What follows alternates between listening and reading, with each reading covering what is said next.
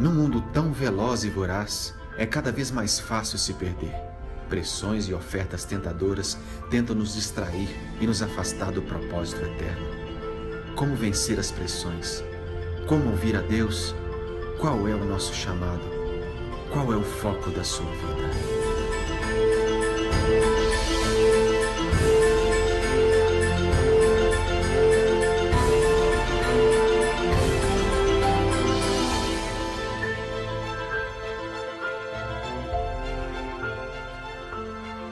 Qual é o foco da sua vida?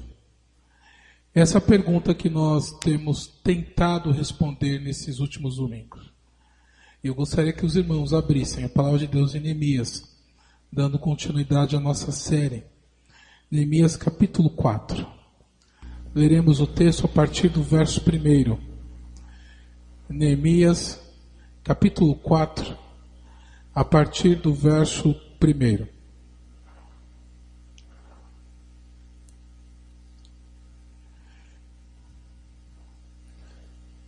Tendo Sambalate ouvido que edificávamos o muro, ardeu em ira, e se indignou muito e escarneceu dos judeus. Então falou na presença de seus irmãos e do exército de Samaria e disse: que fazem estes fracos judeus? Permitir-se-lhes isso? Sacrificarão? Darão cabo da obra num só dia? Renascerão acaso dos montões de pó as pedras que foram queimadas? Estava com ele Tobias, o amonita, e disse: ainda que edifiquem, vindo uma raposa, derribará o seu muro de pedra. Ouve, ó nosso Deus, pois estamos sendo desprezados. Cai o seu opróbrio sobre a cabeça deles, e faze que sejam despojo numa terra de cativeiro. Não lhes encubras a iniquidade, e não se risque diante de ti o seu pecado, pois te provocaram a ira na presença dos que edificavam. Assim, edificamos o muro, e todo o muro se fechou até a metade de sua altura, porque o povo tinha ânimo para trabalhar. Mas ouvindo Sambalate e Tobias, os arábios, os amonitas e os asdoditas, que a reparação dos muros de Jerusalém ia avante, e que já se começava a fechar-lhes as brechas, ficaram sobremodo irados. Por enquanto, até o verso 7. Eu quero dizer que eu sei que você enfrenta oposição. E ninguém me revelou isso. Isso é óbvio. Há alguém que seja unânime aqui? Talvez nós vivamos a utopia de agradarmos a todas as pessoas, mas isso não é possível. Logo, você enfrenta oposição. Quem sabe no emprego, quem sabe na igreja, quem sabe na família, talvez dentro da sua casa. O ponto é que eu e você enfrentamos e temos recebido ataques de todo tipo, de toda espécie. Quem sabe ataques físicos, ataques emocionais, dificuldades essas que fazem nós mudarmos e esquecermos o foco da nossa vida. Em meio às dificuldades, não percamos o foco. Não nos esquecemos que o nosso propósito maior é de adorarmos a Deus através dos nossos dons, é glorificar a Deus em tudo aquilo que nós fazemos. Mas como enfrentarmos essas dificuldades? Como traspassarmos por essas dificuldades? Enfrentando os ataques. Esse é o título da mensagem de hoje. No capítulo 3 de Neemias, que é um capítulo que nós não estudamos e fica para a lição de casa, nós já expomos o capítulo 1, capítulo 2, mas no capítulo 3 nós encontramos um resumo de como se deu a reconstrução dos muros de Jerusalém. Lembrando que Jerusalém estava saindo de um período de exílio, a cidade havia sido devastada, a nação havia sido destruída pelas mãos de Nabucodonosor, que embora fosse mau, é necessário que, embora fosse responsável por aquilo que fez, nós não podemos negar que ele foi instrumento de Deus para punir o povo pelos seus pecados, por sua idolatria, por sua falta de confiança. E agora, Jerusalém estava devastada, envergonhada. Isso era resultado, isso era reflexo do seu estado espiritual. O templo já havia sido reconstruído e os muros estavam sendo reconstruídos. E o capítulo 3 de Neemias é um resumo da reconstrução dos muros. Então, do capítulo 4 ao capítulo 5, nós observamos como é que se deu os detalhes da reconstrução desse muro, uma obra que foi encabeçada por Neemias.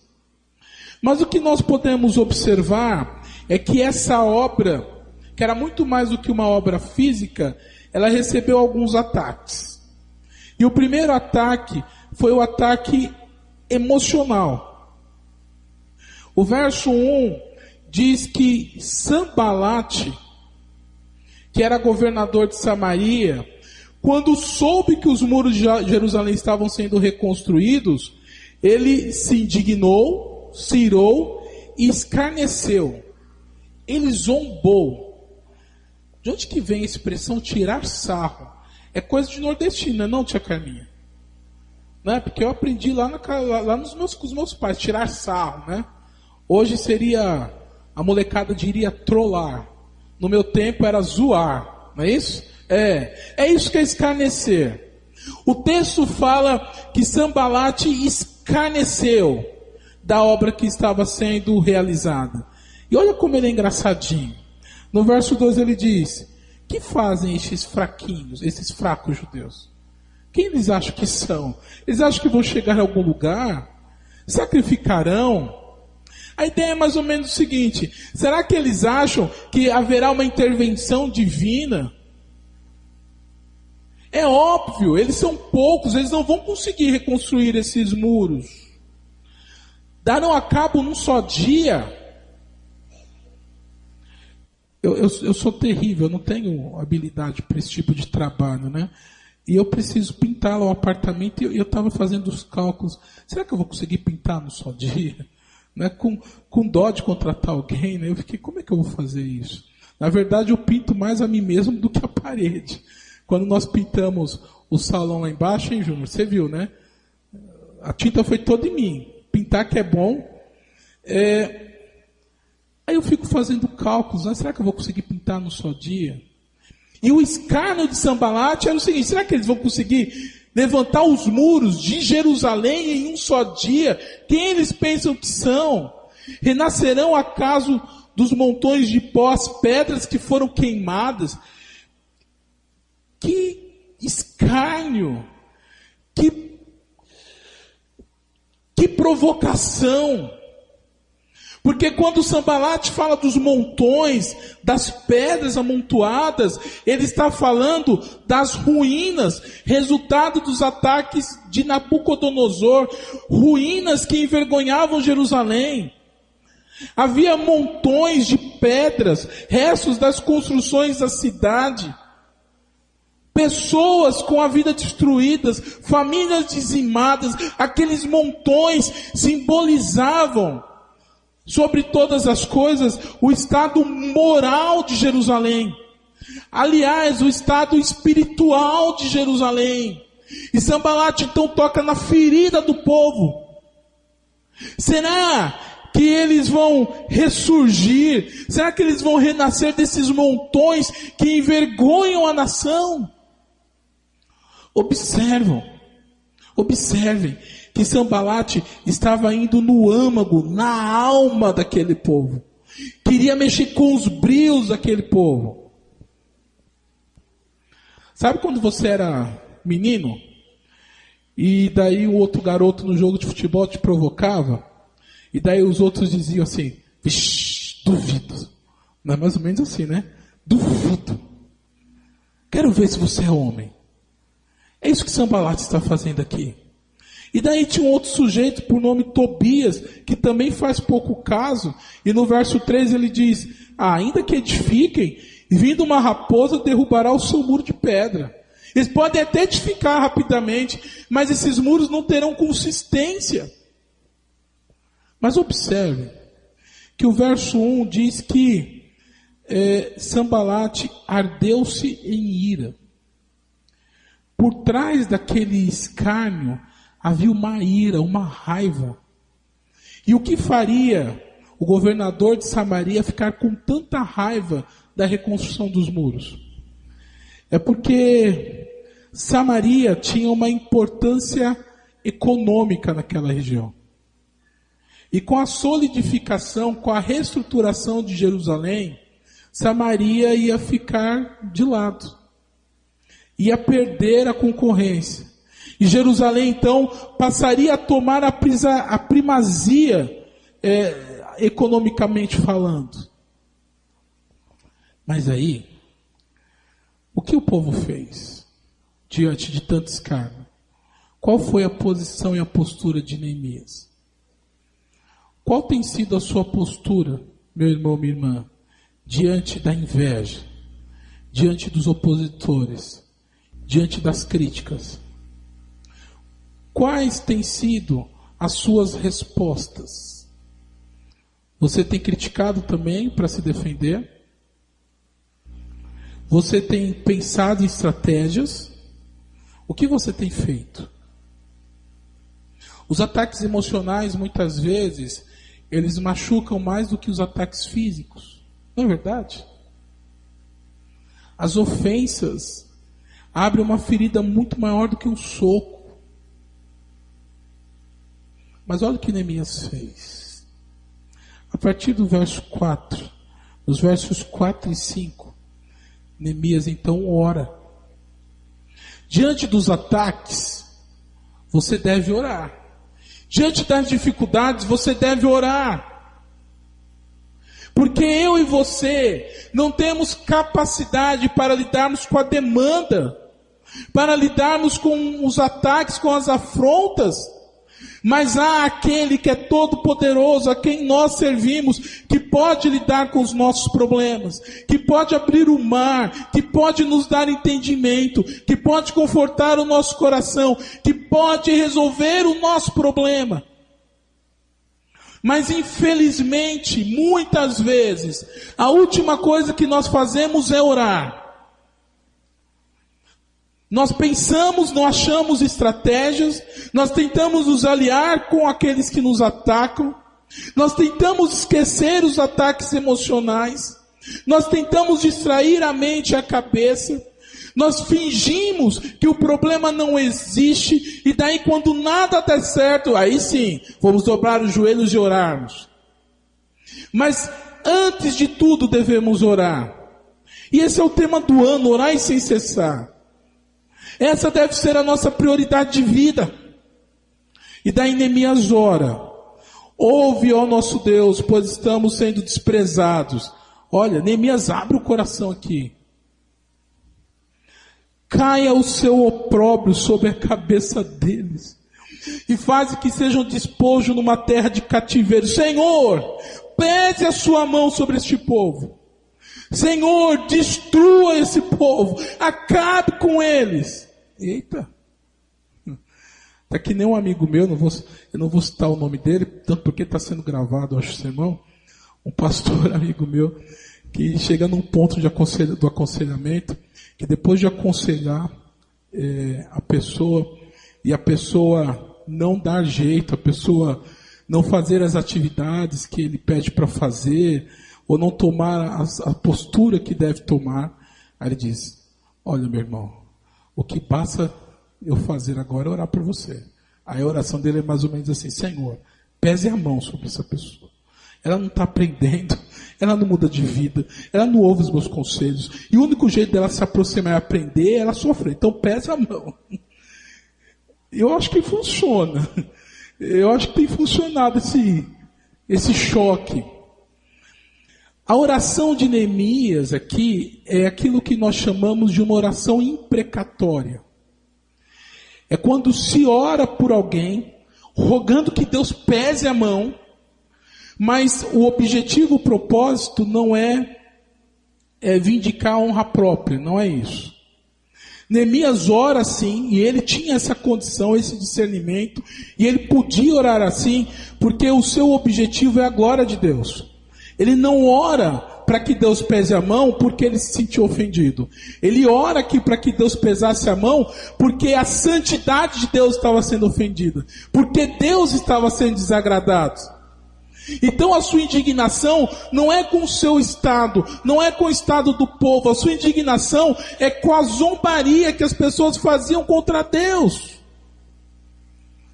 Isso fica bem claro no verso 5, quando ele diz, não lhes encubras a iniquidade. Senhor, não perdoe o pecado de Sambalate, não perdoe o pecado de Tobias, não perdoe esse povo não, pesa a mão mesmo. E não se risque de diante de ti o seu pecado, pois te provocaram a ira, porque eles provocaram o Senhor, eles ofenderam o Senhor, eles não insultaram a mim e ao povo, eles insultaram o Senhor dos exércitos. E é interessante que às vezes nós ficamos ofendidos quando falam do nosso partido político, quando falam do nosso time de futebol. Não é? Mas as pessoas podem fazer piadas acerca de Deus. As pessoas podem ter uma vida dissoluta, blasfemarem contra Deus. E não há problema nenhum. Eu tenho um amigo de infância, e eu não sei se eu já contei isso aqui, que na adolescência ele tentou se matar. Ou ele tentou chamar a atenção dos seus pais de alguma forma.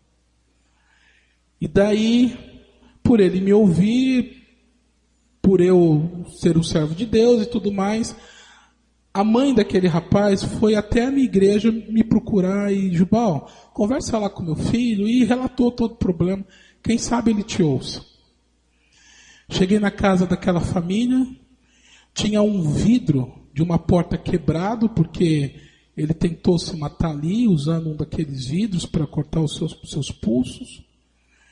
E o procurei, propus conversar com ele e passamos a conversar. Num dado momento, eu abri a palavra de Deus, li alguns textos para ele. Ele me questionou. Ele pegou minha Bíblia e tacou a Bíblia no chão. Calmamente, até então, eu peguei a Bíblia novamente, abri e continuei expondo o texto. Ele pegou a Bíblia, fechou a Bíblia e tacou no chão novamente. Aí, não tão calmamente, embora quisesse demonstrar calma, mas todo indignado por dentro, eu pego aquela Bíblia e digo assim: a escolha é sua. Você faz o que você quiser da sua vida. Mas eu não vou te dar oportunidade para você continuar blasfemando contra Deus. Posteriormente, eu tive a oportunidade de falar de Deus novamente para ele. Mas ele fez a sua escolha. Nós devemos tomar postura diante das ofensas que as pessoas fazem contra Deus. Neemias toma a sua postura. Ele ora indignamente. E a sua indignação estava exatamente porque a santidade de Deus havia sido ofendida. Deus havia sido insultado. E daí Neemias faz essa oração. E daí o que acontece na sequência? O povo para a obra, porque Neemias desanimou. O povo para a obra porque estava desanimado com os ataques. Foi isso que aconteceu? O verso 6 diz o seguinte: assim edificamos o muro, ponto. Ou seja, apesar dos ataques, nós continuamos o trabalho. Por que nós desanimamos tão facilmente com a obra do Senhor? Porque recebemos insulto no trabalho, na escola, na faculdade, mas na igreja. O irmão falou atravessado comigo. Não sei por que estou desanimado. Meu irmão, tome tento. Não se deixe atacar, não se deixe diminuir ou desanimar pelos dardos do inimigo, porque todo e qualquer ataque é instrumento de Satanás e demonstra de fato o quão maduros estamos na nossa fé. O fato é que Neemias orou. O fato é que Neemias não desanimou diante do ataque emocional. Mas houve aqui também um segundo ataque, que foi o ataque físico. A partir do verso 7 do nosso texto,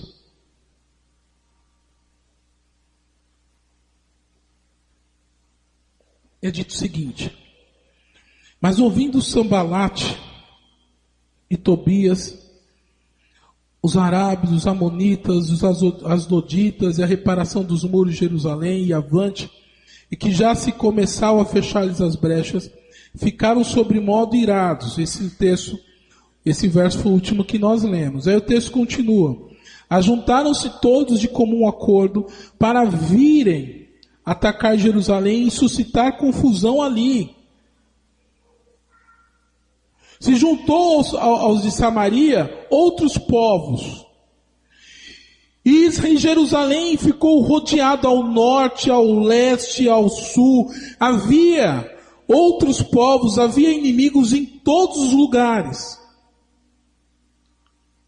Mas é interessante que a palavra aqui usada por reparação dos muros, no verso 7, diz respeito à cura de uma ferida. Essa palavra não era usada para reparos de muros, mas cura de feridas. Justamente porque os inimigos do povo de Deus estavam tocando na ferida.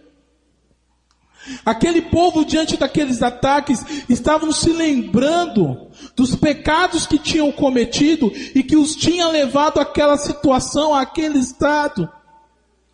Então o verso 8 diz que ajuntaram-se todos de comum acordo para atacar Jerusalém. E daí qual foi a postura de Neemias? Qual foi a postura do exército de Jerusalém? Verso 9. Porém, nós oramos ao nosso Deus. Diante do ataque emocional, Neemias ora. Mas diante do ataque físico, Neemias ora. Essa é a principal, essa é a primeira medida que nós devemos tomar, orar. Esse é o antídoto contra o desânimo, orar. Essa é a chave que vai nos dar a luz e vai nos abrir o caminho que nós devemos seguir, a oração. Oremos. E diz o texto: oramos e pusemos guarda. Neemias ora e daí ele muda a sua estratégia diante da iluminação do Senhor. Ele coloca o povo como guarda. O povo para aquela obra, ou ameniza o ritmo para colocar-se como defesa. E o verso 13 diz: então pus o povo por famílias nos lugares baixos e abertos, por detrás do muro, com as suas espadas e as suas lanças e os seus arcos. Aí continua o texto: inspecionei, dispus-me e disse aos nobres, aos magistrados e ao resto do povo: não os temais, lembrai-vos do Senhor, grande e temível, e pelejai pelos vossos irmãos, vossos filhos, vossas filhas, vossa mulher e vossa casa. Neemias faz um apelo aqui: pelejai pela família de vocês, pelejai pelos seus filhos, pelejai por suas esposas, lutai pelas pessoas que vocês amam.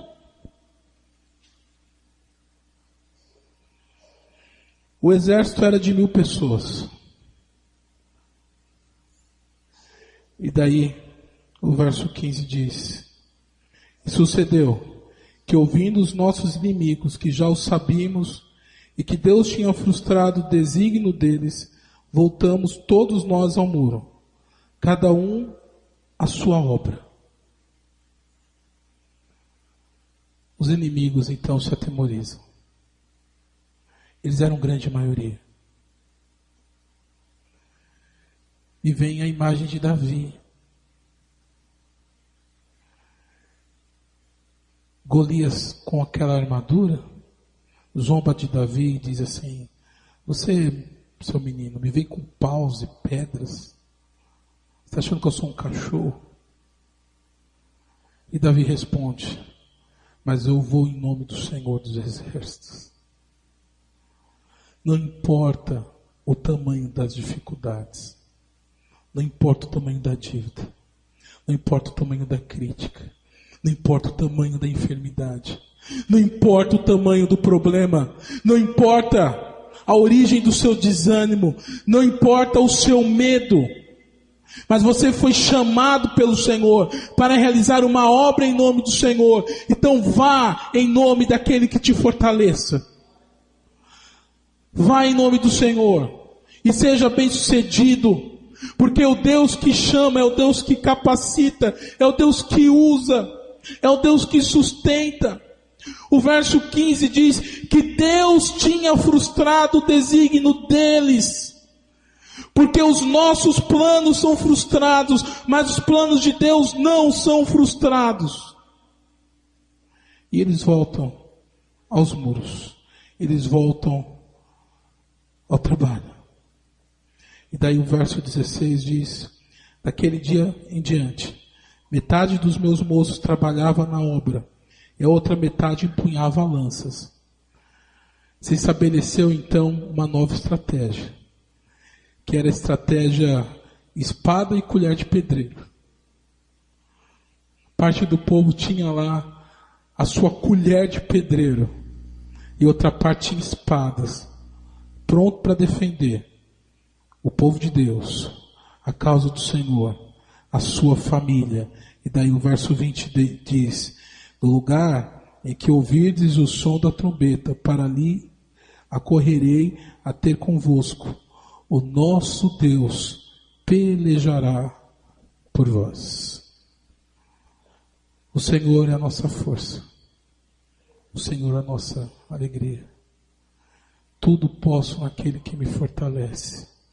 O Senhor vai à nossa frente e os seus planos não podem ser frustrados. O povo aqui enfrenta um ataque emocional e um ataque físico. Mas nós podemos afirmar, encerrando a mensagem dessa noite, de que toda sorte de ataques, em última instância, são ataques espirituais, não são? São ataques espirituais. São dardos lançados pelo inimigo. Mas Satanás está debaixo do estrado dos pés do Senhor Jesus Cristo. Ele foi esmagado. Ele foi vencido. Não tem nada que possa ser feito. Então o conselho que eu te dou: submeta os seus projetos a Deus. Quer sejam os seus projetos, independente de quais, em que área sejam esses projetos, submeta os seus projetos a Deus. Segundo conselho: não deixe de trabalhar para o Senhor. E no que diz respeito à obra do Senhor, ore e labute. Ore e trabalhe. Planeja e faça aquilo que Deus colocou nas suas mãos. Mas saiba que os planos de Deus podem ser frustrados. Aliás, os seus planos podem ser frustrados, mas os de Deus não podem. E daí eu termino perguntando: qual é o foco da sua vida? Em que você tem colocado o seu coração? Vá na força do Senhor, meu irmão. Não importa os ataques, não importa as dificuldades. Creia que Deus há de fazer proezas. E sirva o Senhor da melhor forma possível na pessoa do Senhor Jesus Cristo. Que Deus os abençoe. Amém.